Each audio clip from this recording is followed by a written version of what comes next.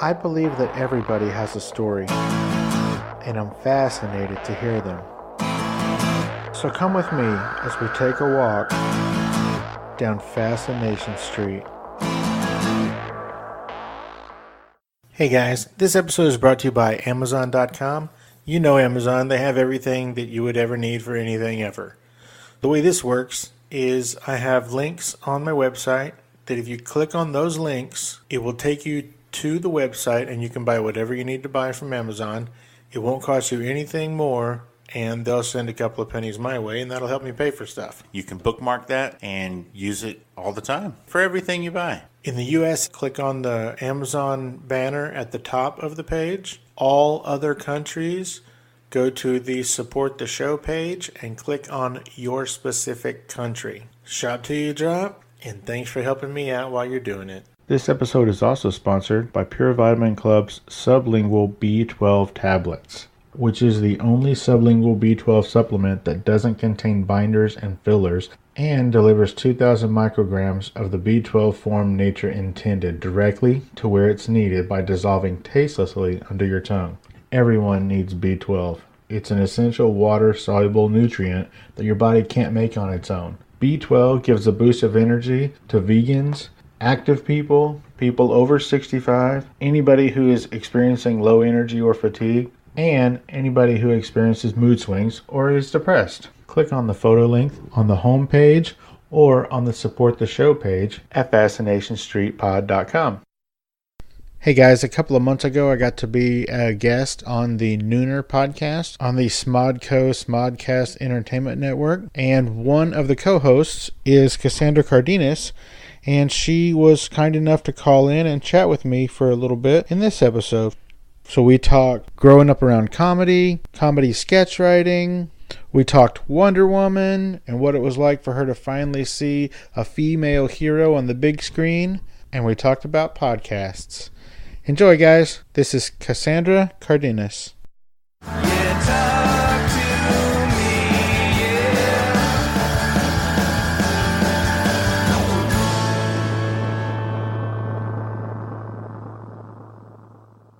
Cassandra Cardenes, welcome to the show. Welcome to Fascination Street podcast. Thank you for having me and for saying my name correctly. I'm from San Antonio. Oh, okay, got it. Yeah, so I've lived here my whole life. If I don't say that name right, I'm going to get beat up. You've had to say a Spanish last name before in your life. That's good. Yes, just the one time. Yeah. All right, so Cassandra Cardenes, I met you a couple of months ago when I happened to be in LA, and you guys, we'll talk about where later, but you guys were nice enough to invite me and let me hang out with you guys on mic. So before we get there, yeah. I just want to say thank you for being so cool that day. You guys, you all made me really feel like I wasn't an inconvenience. You know, No, we love when people come on the show, which I guess we'll get to later. Yes. So we love when people come around in general. Well, it was my pleasure, and I have not stopped talking about it to anyone who will listen. It was a lot of fun. Well, that's not surprising because you probably still have alcohol left over. So I left it all there, man. You left it all with Marty? All of that was for Marty and you guys. What was I going to take that on the plane? Oh, no, wait, I drove. Son of a bitch, I shouldn't have taken it. Yeah, man. No, that was sure, for Marty, that was for the house and the show. That was to last, I guess, the rest of your lives, the way y'all drank it. We're not, we've done our little drinky podcasts before, but even still, it's usually only a few glasses of wine, and then we're toast. So indeed, we're a lightweight bunch, I guess. Plus, I think that was a Sunday, if I remember correctly. Do I remember correctly? Yeah. I think it was a Sunday, and so probably most of y'all had to work. Yeah, because I remember having to leave earlier than everyone else. So, Sweet. But I don't remember why. I don't remember what I had to do the next day. Cool. That sounds awesome. Okay, so Cassandra Cardenes, you are a stand-up comedian. Is that correct? Would we call me a stand-up comedian? I'm definitely a comedian. I'll do stand-up. I'm probably more often doing improv comedy or sketch comedy these days, but yes. All right. You're originally from Colorado, is that right? Uh-huh.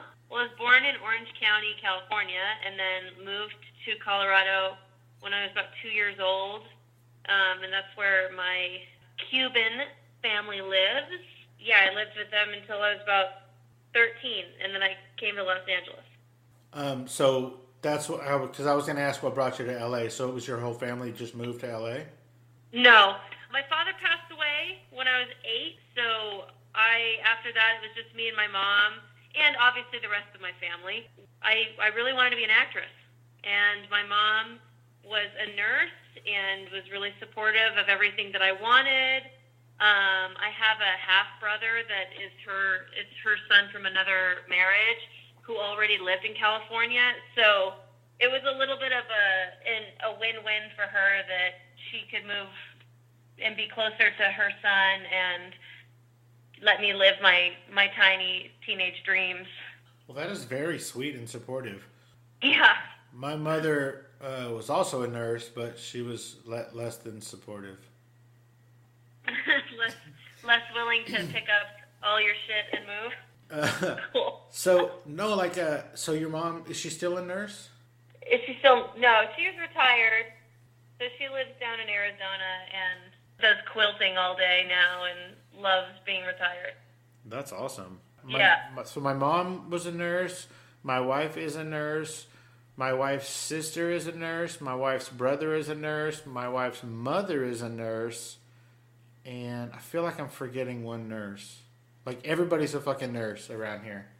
That sounds like a family that probably never goes to the doctor. Because I remember growing up, my mom would never take me to the doctor because she, unless I was, dying, because she was able to evaluate what was going on and save us the trip.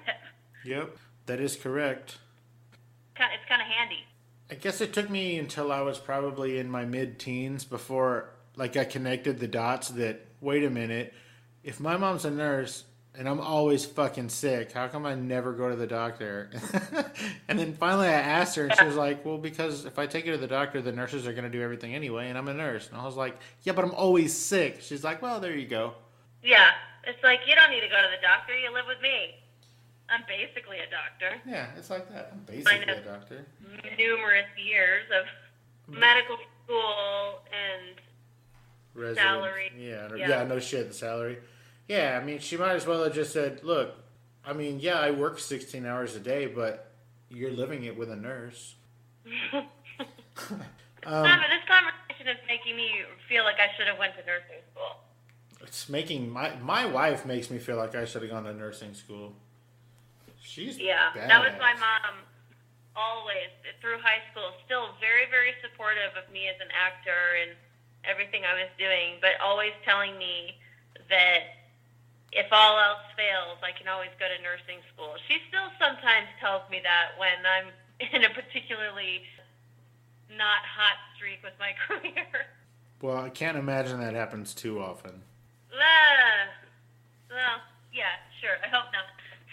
So how old were you when you decided you wanted to be an actress?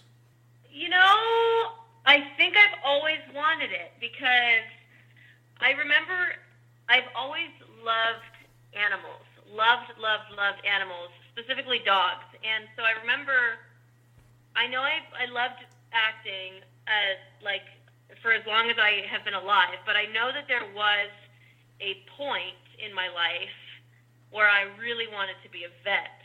But specifically, I didn't want to just be a vet. I wanted to be a vet on the TV show Emergency Vet. So even at 5 or 6, wanting to be a veterinarian, I knew in my head I did not want to compromise my opportunity to be on television by this gigantic career choice that I was making at 5 years old to be a veterinarian. So it's always been there. I've always needed attention. I feel like all little girls at some point want to be a veterinarian. We we just care, you know? We care for the voiceless because as little girls, maybe we feel voiceless. Until now, Wonder Woman, who knows? After Wonder Woman, you probably won't have anyone wanting to be a vet anymore. Because everybody will just want to be a superhero? Yeah, I don't know. Maybe. That's the connection that I'm making. So did you see Wonder Woman? Oh, yes. I'm assuming in the theater, right? In the theater, yeah. Opening weekend, I wanted to support it. And then I cried in the movie a little bit. And then after the movie, I promptly went to the bathroom and cried alone in a stall. A very emotional movie for me. Just because it was so cool. It was a feeling that I've never felt in my life. I mean, kind of like completely where I can, I'll watch movies or I'll watch just super badass women and they'll inspire me, but it's the real world. It feels so real worldish to me that to have this like fantasy Wonder Woman and all these other powerful women and they're just like the complete everything. It was so inspiring and it made me feel so like powerful that I started to cry thinking about what it must make a 6, 7, 8, 9-year-old girl feel because of how empowering and cool, and it made me cry for my own reasons. It made me cry for just like future girls. It just was just tears of happiness and joy, and something that I'm sure that little boys must feel because they have so many superheroes. But this was my first time really getting to like feel it as a female. So I love that movie. I thought it was great. I saw the Justice League too, and I just wanted more of her. I was like, can we just get rid of all these other people and just have another Wonder Woman movie? I think that's in the works, but back to you said you figured that's what most little boys must feel like because all the superheroes are little boys. I'm gonna say no because I guess we just because I guess we just take it for granted. Like I've never ever felt what you just described for a movie. That's super heartwarming. Oh, good. I'm glad. Yeah, I mean that's possible too. Is if you're used to it, it doesn't stand out to you. Like watching Superman or watching Batman beat up a bunch of people is like, well, yeah, that's what Batman does. Whereas in my head, watching Wonder Woman beat up a bunch of people, I was like, oh my God, look at her go! She's the best! Wow! I'm really glad that you said all that because I saw it in the theater and I loved it, but I was like, okay, so it's a lady superhero. Like, what's the big deal? But to hear you describe it like that kind of changes things for me. So thank you for that. Oh, good. I'm glad I got to show you what the big deal was. Well, I mean, because it was a big deal. It was in the news everywhere, and that's awesome. Thank you for that. You opened my eyes there. Although to what you felt, like I was also like happy that your opinion existed because that means that it was executed as well as any superhero movie had been executed to that point. Because had it been executed not as well, I think it was executed better than a lot of the superhero movies that have come out, but like that's not me being biased because I like the hero better. That's just like if you watch Wonder Woman in comparison to like the Superman movies, it's clear which one's better. But just like there was some fight sequences in Wonder Woman that like the effects and everything was it was like, oh, this is exactly what they do with Iron Man or these male superheroes, and they're doing it with her, and that's fucking awesome. This is a real life actual superhero movie, and they're not being sexist and creepy and weird about it, and they're also like not taking it easy on her. Like everything is the same, which is like what you said, like, oh, so what's the big deal? It's just a superhero movie. It's like, exactly, like that's awesome. It's just a superhero movie, and dope. It's I like what you say about it because I noticed that in the theater as I was watching. I was like, oh wow, they're giving her everything they give the boys. They're making it all the same. It's the best. Well, this is going to sound really stupid and you're not going to believe me, but you just gave me chills. Like, you just gave me goosebumps with that. Sorry. No worries. No, I think it was better than... You said better than some superhero movies. I'm going to go with better than most. And you brought up Superman. I have not seen a Superman movie since Christopher Reeve was Superman. Like, I didn't see any of the new ones because I didn't give a shit. But Wonder Woman, we were making plans, weeks in advance to go see that movie. Yeah, totally. Did you see... I didn't hear anything. I just have a theory, and this is a theory that is being made, mind you, by someone who knows not that much about superheroes. But I feel like Superman is almost like the Macbeth of superheroes to play, because I feel like because everyone remembers Christopher Reeve so much, I can't think of one Superman after that anyone likes. And I think I'm thinking of the right Shakespeare character. Like everyone said, or Macbeth is haunted, and it's Hamlet. Hamlet is like, like no one ever does it well, or it's very few people who can ever do Hamlet well. And I feel like Superman is the same, where when they keep replacing these actors, it's like you're setting yourself up for disaster, because it's going to be able to make anyone happy. Like nobody likes anyone playing Superman except the original Superman, I guess. That is a valid point, but think about Jack Nicholson and the Joker. Oh, it's Joker. Oh, yeah, I'm not saying that the perfect Superman doesn't exist somewhere. Just like that's just kind of where, because I think that's what I tell myself to explain how on earth these Superman movies could continue to do bad, considering the the size of the franchise. You'd think it would be an easy movie to make, but clearly it is not. And considering he's Jesus. I know, right? My goodness, it's so Jesus-y. But I think, well, I don't know. I'm not religious, but do Christians like Superman or dislike Superman because isn't it like against the commandments to like Superman because he's like a false idol?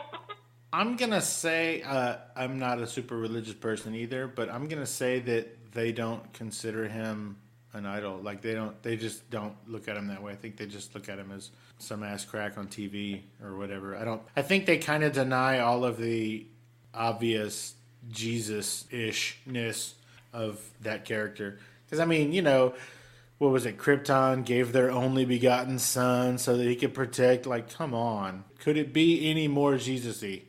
Oh yeah, and they essentially use church organs for those trailers when they talk about him. Yeah, that's true. It's fucking so on the nose.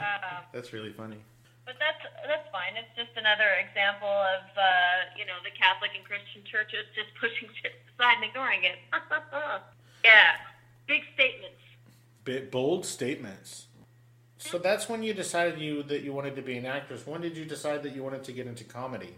Well, all right. I know when I started doing comedy, and I know when I wanted to actually do comedy. I started doing comedy in elementary school because one of my teachers recommended me for this competition weird program that was called Odyssey of the Mind, which later became Destination Imagination by the time I was in middle school. So I was competing in these creativity, write your own scene and doing improv kind of competition things that apparently happen all over the country. I started doing that when I was younger, but when I decided I wanted to be comedy is definitely my shit, is when I moved to California when I was 13 or 14. My older brother was a stand-up comedian, and so he started running his own stand-up room in Hollywood when I was maybe 15 or 16 years old. And it was in the basement of this Italian restaurant called Michelli's, which is still in Hollywood. And every Saturday night he would have a stand-up show. And so his stand-up shows were so inconsistent with the audiences that the servers of the Italian restaurant would never want to work. They wouldn't want to work it, because they never knew if they were going to make money. So what ended up happening is me at 16, my brother, at first he started asking me to come and run sound for him for the shows because he needed someone to run the sound so he could host it. And then I started running sound and also taking orders for people who were there. So pretty much every Saturday night from like 15 years old to 16 years old was spent watching stand-up comedy. So I saw a lot of pretty decently huge comedians now, like when they were first starting out, like Daniel Tosh, I used to see perform a lot. Todd Glass was like one that like brought a lot of people, but he was just kind of in the beginning of like his career starting to take off. So being around that much stand-up as a teenager just made me kind of, like I would go home and I would start writing my own jokes and stuff like that. And I didn't see a lot of women comedians. Like, there were some that my brother knew, but that kind of didn't cross my mind of that being an issue, because I just thought, I was watching all these comedians and I was just writing jokes that I thought were just as funny as the jokes that they were telling. So I was like, okay, I should start doing this. And right before the show ended, I was pitching a character to my brother that I wanted to do, that I wanted to start like interrupting the show as a character, and he was going to start letting me do it, but then he had to end the show, so I never got to do it. But yeah, that's when I was like, I graduated high school, and I got into UCB not long after. I started doing UCB, I think, when I was Upright Citizens Brigade, improv theater. Started doing that when I was 19, and yeah, that's just kind of been me ever since. It's just being as funny as I can all the time. Yes, except right now. How did you know to go to UCB? So here's something funny and kind of ironic, considering that right this second I'm actually parked outside of the Groundlings Theater because I have a class tonight. So after we're done with this interview, I'm going to go grab dinner and I'm going to go to class. But when I was 18 and about to graduate high school, I auditioned to get into level 1 basic at the Groundlings, because that was the theater. My drama teacher in high school had, kind of talked to us about shit like this. So I knew that the Groundlings existed. And I was like, oh, that's where everyone who was on SNL went. Like, that's where I'm going to go. And so I auditioned for level 1 basic, and I didn't get in. And I was like, oh, fuck. And they were kind of like, they were obviously friendly about it, but it was one of those things of like, they told me, they're like, you're young, just come back. Like, just come back. It's fine. And for some reason, when they told me, like, oh, you're young, and they pointed that out to me, that, like, pissed me off and kind of put a chip on my shoulder a little bit. So that a few months later, when I was, like, after being, like, pouty about that and remembering that I'd seen a show at the UCB Theater in my senior year of high school, and it was called The Facebook Show. It was with Rob Hubel, Paul Scheer, Owen Burke. They would open up someone's Facebook and do a whole improv thing about it. So I was like, I'm going to go to that theater because I saw a show there and that was funny. So I'm going to go there. And UCB, you didn't have to audition to get into beginners. So I started right up as beginner. I think my 4th level 1 class was like my 19th birthday or something like that. I just kept going right through that. And yeah, I mean, this was a little bit before UCB blew up, because now UCB is a huge fucking theater and everyone goes there first. That's really cool. Is the Improv Olympics still a thing, or is that gone? It's still a thing. I've performed over at IO a couple times, and I've taken writing classes over at IO, because when I was at UCB, all they offered was improv and sketch writing, and there was only 2 levels of sketch writing. So I took those 2 levels, and then that was pretty much it. So I looked over at Improv Olympics, because Improv Olympics offered pilot writing and talk show writing and all these kinds of different writing classes. So I ended up over at Improv Olympics for a second, but it's not my favorite place to perform. and I won't get into why because I'm realizing that this is a podcast and will exist forever, and I don't want to shit on the theater. Good. What? I said good. That's not what this is about. Yeah, no. It's a great theater. It still exists, and the upper hand that it has on all of the other theaters is it has a fucking bar. So wait, these other theaters don't have a bar?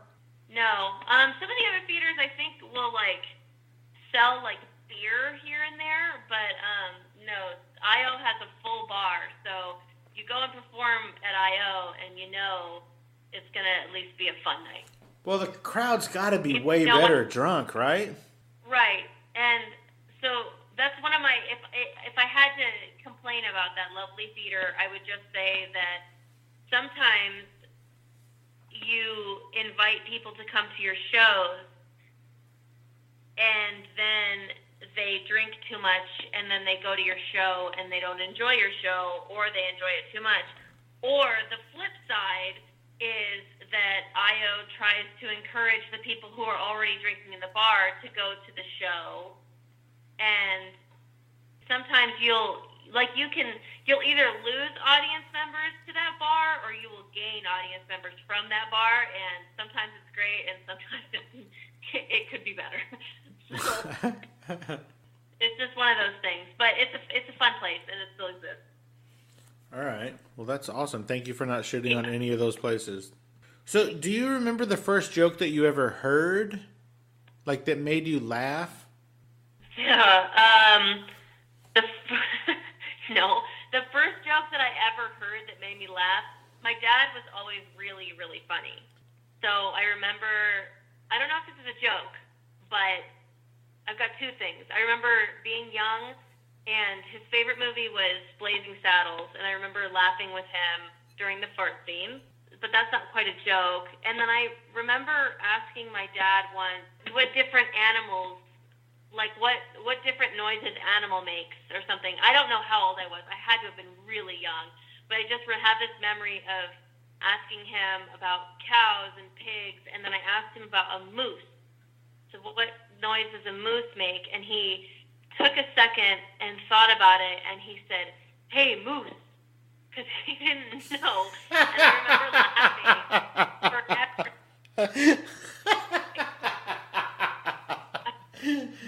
That's precious. Yeah, so that's like the first. Again, I don't even know if it counts as a joke, but that's like the first joke that I remember where it was like, yeah, what does a moose say? A moose says, "Hey, moose," and that's the call that it makes. So, yeah, I think that's my first joke. I love that. I think I might steal that and tell it to little kids. Yeah, they'll believe it, I think. Okay, well, how about do you remember the first joke you ever told? Not on stage, but just the first joke you ever told. It doesn't have to be yours. The first joke I told.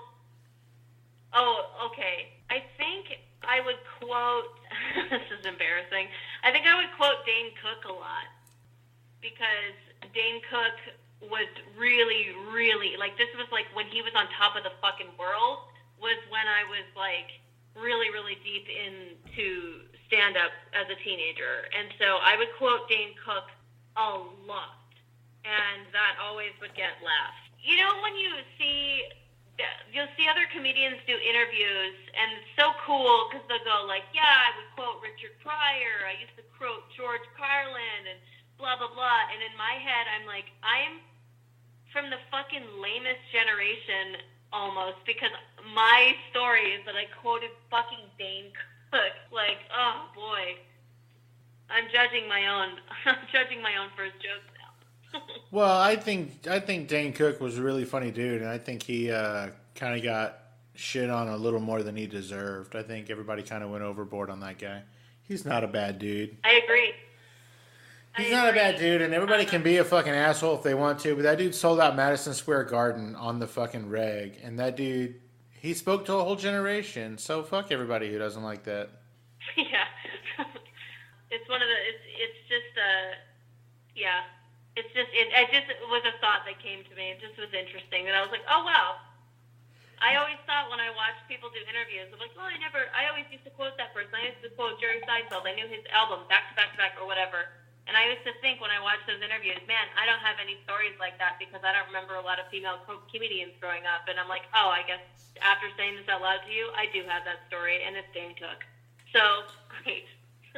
You know who you don't hear everybody saying they quoted anymore is Bill Cosby. Yeah, no, you're right. People don't talk about that. Okay, now, we can edit this part out if you want, but will you tell me about And God Created podcast? We're going to, yeah, I'll tell you about it. That's hilarious. Did my publicist call you? Is that how you knew? Yeah. And God Created a Podcast is a really awesome podcast that we recorded about 7 or 8 episodes of, and then one of the hosts got a very, very busy job, and... Was it you? No. As a matter, I was already busy. I just was making it work because it was fun. No, it's one of those projects that, like, I'm so excited about, and I hope that we bring it back because we only released one episode, and that was our first one, so obviously that was shit. Not shit, but kind of shit. But we've got some really fucking funny ones, and, like, some inside jokes that I still quote out loud, and I'm like, oh, no one knows about this except me and the 3 people who recorded it. So no need to edit it out. I hope it'll come back. I hope we'll make it all work because I love it. I love that idea. The idea is essentially, as I mentioned before, I'm not insanely religious. I did grow up Christian. My mom is a Christian, but she is what I like to call a Facebook Christian, in the sense of she could give a fuck about things that she should care about, like Donald Trump and things that are terrible in this world and that are so anti-Christian, it's like nauseating. She doesn't, like, those moments don't really resonate with her, or she's very selective about those moments, but, you know, if she sees, like, a nice cloudy picture with an inspirational quote from the Bible, like, she'll share it on her Facebook. Or it's just, like, the most, or, like, she'll share, like, a cartoon image of, like, I only care about 3 things in life: my kids, the Seahawks, and Lord Jesus Christ. And she'll share shit like that, and I'll be like, who the fuck are you? You're a cartoon. Pretty crazy. Yeah, it's pretty crazy. I have to blame Fox News for my mom's transformation a little bit, but that's another story. Anyways, so I don't know a lot about the Bible. I went to Sunday school every once in a while when I was growing up, when my mom was going through, like, more religious times than others, where she was, like, decided that we needed to go to church for 6 weeks before we didn't go to church again. So Erica, who's another host on there, she was raised, it has a name, but it's basically, like, some sort of, like, hardcore Southern Christian where, like, they don't, like, do music or some shit. Oh yeah, that's the religion of Footloose. Yeah, yes, it's the religion of Footloose. I think it's Pentecostal or some weird shit like that. I don't know. It starts with a P. It starts with a P. And then I also host it with Mickey Broussard from the Nooner Podcast and Stephen Peltier, and those 2 boys were were raised in Catholic school, like, their whole life. So basically, it's 3 people who know the Bible very well, and then me, who does not know the Bible very well, who does not care for a lot of what the Bible has to say half the time. But I go to it with an open mind. This isn't like a shitting on the Bible podcast. We read stories from the Bible, and I react genuinely and with an open mind and an open heart, and it's a lot of fun because the Bible is insane. It is the wackiest science fiction book you will ever read of your life, if you choose to look at it that way. Of, like, there's giants, there's magic, there's fights. There's people who live to be 900 years old. Yes, holy fucking shit. They live so long, and so it's a fun podcast because, like I said, I even though it might sound like that might be my vibe, like I don't shit on the Bible. Like I'm not the type of person. I could everybody worship what you want to worship, but I just react honestly, and it's a lot of fun, and we make a lot of jokes, and we probably talk too loud in the microphone a lot of the time. So hope it comes back. Otherwise, you have Nooner to catch me. So if you said that you guys did like 6 or 7 episodes, how come only one got released?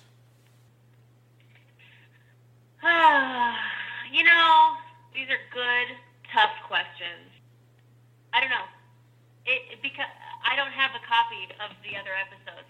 If I had a copy of the episodes, they would all be out. Gotcha. But I do not hold the key. So that's pretty much the best answer I can give to that, is that I am not the gatekeeper of all those episodes.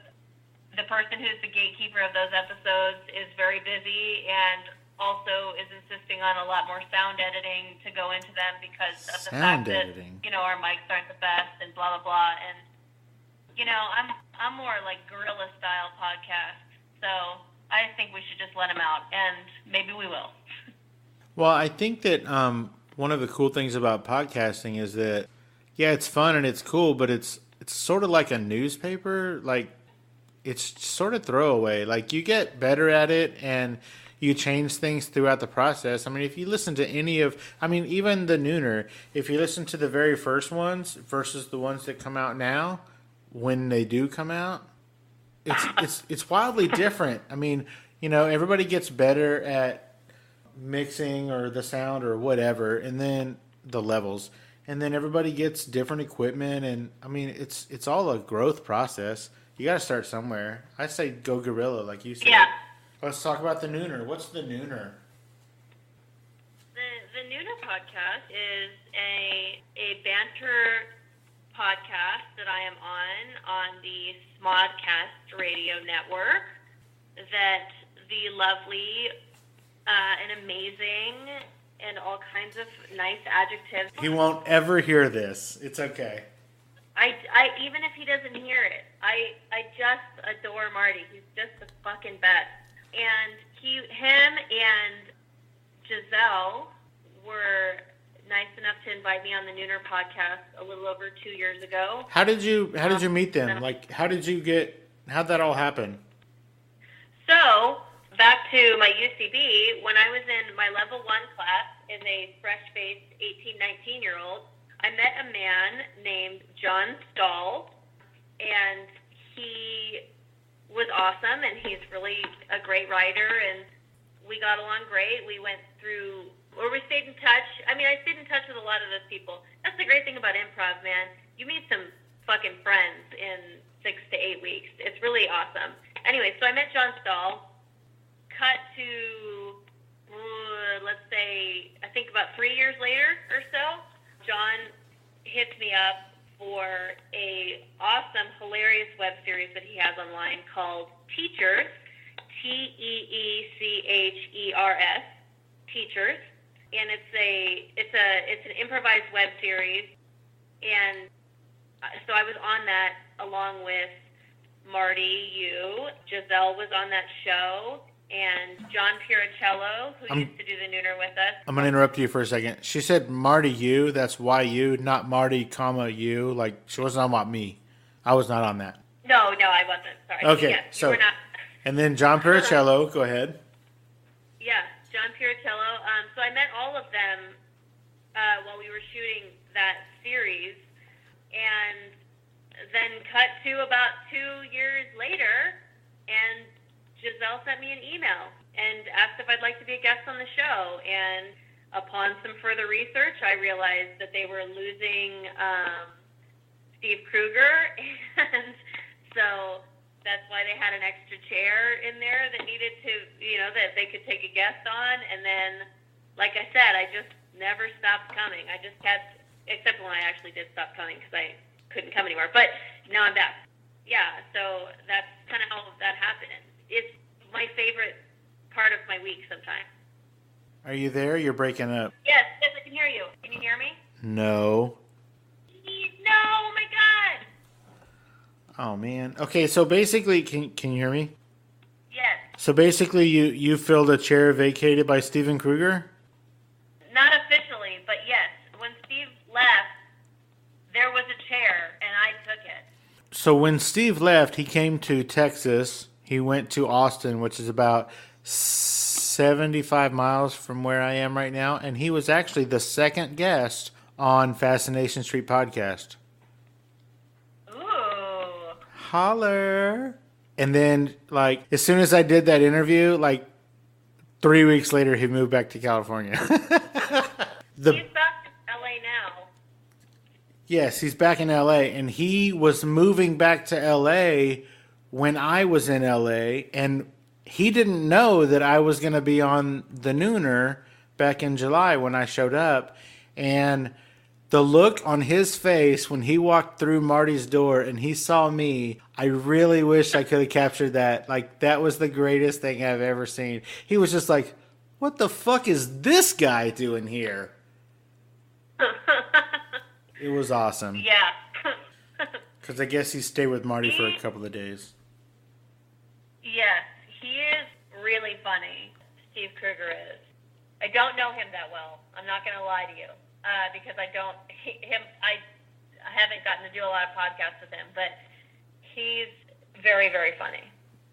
You know what? I've never, ever missed an episode of The Nooner, like even all the way back to when it was just Marty and Dan, and I think they were doing it in Kevin Smith's house. But yeah, when Steve Kruger came on, and I was living in Kentucky at the time, and I heard Steve Kruger every week. And he sounds like his voice and the things that he talks about and the way he talks, he sounds like he's a 59-year-old Jewish man. So then when I first met him, when he first moved to Austin, and I went up there and I don't know, just hung out with him for a little bit, he's like, I don't know, I'm guessing he's 40. He might be a little bit older, a little bit younger, but like I was so completely surprised at what he looked like. Like his voice does not match his face. Like his voice is 20 years older. But he has been so sweet and so nice and so kind to me. Again, he'll never hear this, so who cares? But he's a sweetheart. He acts like a gruff curmudgeon, but he's really a sweetheart. So, yes. Tell me about, I don't know how much more time you have. Hopefully still some more. I've got a little bit more time. Okay, tell me about Ladies Lunch Productions. I would love to tell you about that. So, Ladies Lunch Productions is a production company with me and my partner, Kate Murdoch. Ladies Lunch is the name of an improv team that Kate and I were on about 4 or 5 years ago. And we started making sketches together, her and I. And then she moved to New York and did a movie and did a bunch of great stuff and, you know, whatever. I had my journey, and she had her journey, I had mine. Anyways, so she moved back to LA in the past few months, and we just picked up right where we left off, but with, like, years of experience and, like, knowledge under our belt. And so it's been so awesome, and we've got a lot of really, I'm going to say it, we have a lot of fucking tight shit coming up pretty soon. Yeah, so Kate's an awesome filmmaker. She's got a really, really great directorial eye, along with being a great actress, but she's weird and creative, and I just love her. So she's a great partner to have. But we produce short films and features, and, you know, we've got a pilot that we will not produce ourselves because it will be too expensive, but we've got a lot of stuff that we're working on that I'm so excited for more people to get to see when it's finished. That's kick-ass. Is there a website for Ladies Lunch Productions? Oh, yes. It's pretty easy. It's ladieslunchproductions.com. Awesome. We've got a few of our projects that we've already released up right now, and a lot of projects that are coming soon that, you know, we've got stuff, a little bit of info about, as much as we can say at this point. But definitely if you listen to the Nooner Show, you'll hear a lot more about it. But you can expect to see some stuff from us in film festivals coming up pretty soon, and then just some fun short stuff on the internet. We have a Christmas shoot that we just did a few days ago that will probably come out sometime next week. And by that, she means sometime last month. What? Oh, yes. Sometime in December. Yes. It's going to come out because it's Christmas. We're recording this a little bit it's- early so that I make sure I have enough content because I'm going weekly starting January. Oh, awesome. Okay. And holy Great. shit, there's 5 weeks in January. Good God. What a weird month to start in. Yeah, no shit. Well, it's because the first is on a Monday and I release on Mondays, and there's fucking 5 Mondays in January. Wait, so is this going to be in January or December? This episode will drop in January. It'll be in January. Okay, so ladieslunchproductions.com, there's probably more shit on there now because it's January. Welcome to the future. But go back and watch my funny Christmas sketch that was well received and everyone loved so much. I loved it. It was my favorite thing of all of Yeah. December. I liked it more than Christmas. Oh, see, that was the goal. It was definitely not too absurd or weird for anyone to get like I am afraid it was. It definitely, everyone got it. We're putting out some absurd stuff when they give me the director's hat. So you can expect that. If you see a Ladies Lunch production that I directed, it's probably going to be a little weird. Because I like weird. Well, from all of the hours I've heard of you, that makes sense. Yeah. Hey, speaking of that, I love this Twitter campaign that you're doing. Don't edit it out. People need to know. No, you started this excellent Twitter campaign to get Kevin Smith to cast me in one of his upcoming projects, which I love. I don't know what on earth he has upcoming. Jay and Silent Bob Strike Back Part 2 or whatever the fuck this new release is. Whatever it is. This new Jay and Bob thing. There's no way there's not a role for you in this. And considering he owns the network that you're on every Tuesday, I don't understand why he hasn't been like, yeah, let's do this. Let everybody who listens tweet at that Kevin Smith to put at, is it ask at Cass Cardenes? Yeah, at Cass Cardenes, Cardenes. Everybody tweet at that Kevin Smith to put at Cass Cardenes in Jay and Bob Strike Back or whatever the fuck this new Jay and Bob thing is. There's no reason for you not to be in this. I'm not saying you have to direct the fucking thing or edit it or even be the star, but there's no reason for you not to be in it. Just a day player rate. I mean, you know, anything. I appreciate that. I have talked to my acting manager about it, and she informed me that is how Entourage works. Wait, so you talked to your acting person about this campaign? Yeah, I said people are writing on Twitter that they want me to be in a Kevin Smith thing. So can you call Kevin Smith for me? And they said, yeah, because that's how Entourage works. And I was like, okay. So maybe I'll have to bring it up again because I can't tell now if that was sarcastic. Wow. I think it might have been sarcastic. That kind of sounds like a dickhead thing to say. Nah, we have a fun relationship. Cool. So everybody tweet at Mark Wahlberg because that's how Entourage works. No, just kidding. Oh, my God. Okay. I did not want to see an Entourage movie. Okay, so real quick, because you have to go, 2 quick questions, answer them as fast as you want, and then I'll let you go. Tell us about CassandraCardenes.com. I'm sorry, CassandraCardenes.com. CassandraCardenes.com is a website that I have to have because actors are supposed to have their own websites.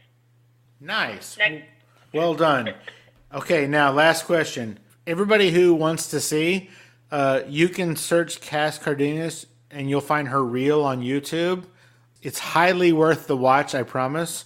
Oh, you know what? Actually, if you go to CassandraCardenes.com and you go under videos, you can see my reel. And also, if you scroll down, you can see the Teachers web series that I was talking about before that Marty and John Piercello and Giselle are in. And I would also argue that that is worth the watch because it's a very funny web series. Wait, Okay, go the on. whole series is on your website?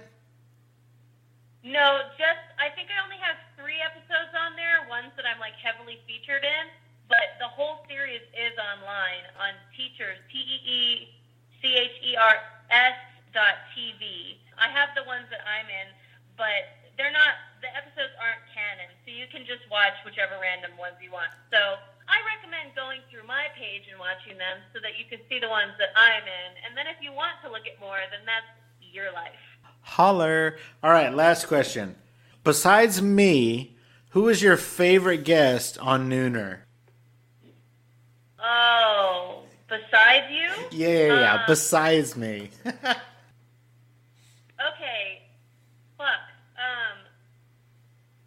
Like my favorite, because I brought you, I don't know if you remember this, but when Bill had to leave for a while, I brought in like a lot of friends.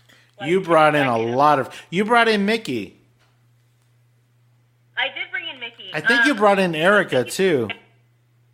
I did bring in Erica, and Winston, who's Erica's boyfriend, who's also awesome. I think my favorite guest is probably Quare, but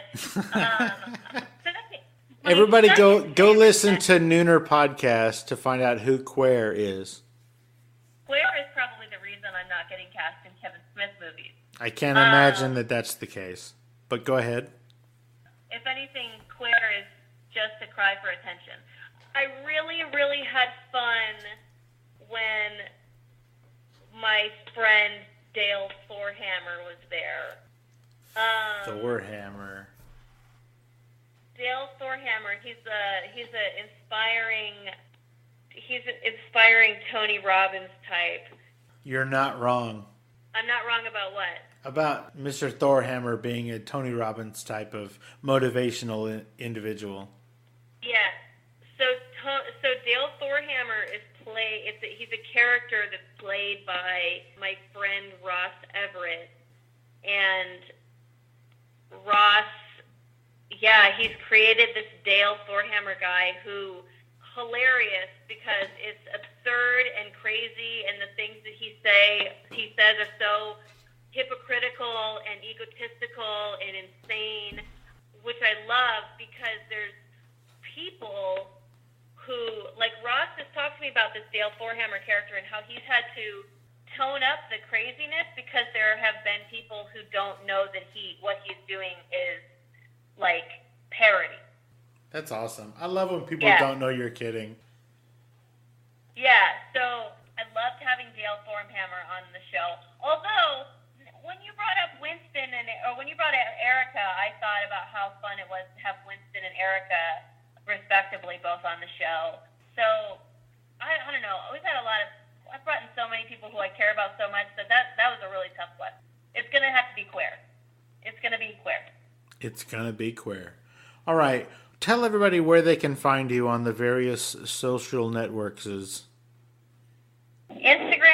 and Twitter are probably the two that I use the most, and you'll find me at Cass Cardenes. Again, my last name is spelled Cardenes. My website is CassandraCardenes.com, and you can go there to get sporadic updates on my life. And LadiesLunchProductions.com, which is where you're most likely going to get the most consistent stream of information about me because it's the thing that I'm the most proud of and the website that there's 2 people taking care of it, so it's not just on me. Nice. I will go ahead and respectfully disagree with you because the most consistent is Nooner Podcast, available on... yes. Shit, right. It's every Tuesday. Tuesday is when you record, and sometimes never is when they drop. But it's usually Fridays when they drop. But So stupid. Lately, it's been a little sporadic. But, I mean, it's free, so who can complain? There's no commercials. One of the few podcasts that don't have any commercials at all. Nope, just 2 hours of straight bullshit. And it is amazing. All right. I hope so. Look, when I showed up there, I had so much fucking fun that night. Oh my gosh, I can't even explain to you how much fun I had. I've been listening to this show for years, ever since the very first episode, and to be able to be on that show, I mean, it. Like I said that night, it was some bucket list type shit. I had the most amazing week. It was crazy. So, thank you so much, Cassandra. I know you got to go eat and then you got to go to class. I really appreciate you taking this time to hang out with me and us. You know, have a great rest of your night. You too. Thank you for asking me to do this. The Nooner fans are, I know we've talked about probably Nooner the least out of all these things, but they're just the best. You guys are all seriously the best, and I really like these moments make me not take that podcast for granted. So it's really great, and thank you so much for wanting to talk to me at all. I can't wait to hear this in the future. In the future. So you're not the first lady to be on the show, but you are the youngest lady to be on the show. So whoop whoop. Ooh, that's not nothing. You actually might be the youngest person to be on the show. I'm not sure about that, but you might be the youngest person to be on the show. I'm 27. Damn, you're old. What are you about to get Social Security? Holy shit. Ugh, God, if there's any left for me. Just kidding. My kids are your age. Okay, bye-bye. All right, bye, Steve. So nice to talk to you. Yes, ma'am. Thank you so much. Bye. Bye. Hey, guys. If you like what I'm doing, rate and review the podcast on iTunes and wherever else you're getting the podcast. And if you do order things from Amazon, it would really help me out if you use that Amazon banner that's on the website at fascinationstreetpod.com and just click through whenever you're buying stuff from Amazon. You can click through the first time and then save that to your favorites or bookmark it, and every time you use it, you don't have to go to the website to get there. I appreciate it, guys. Enjoy.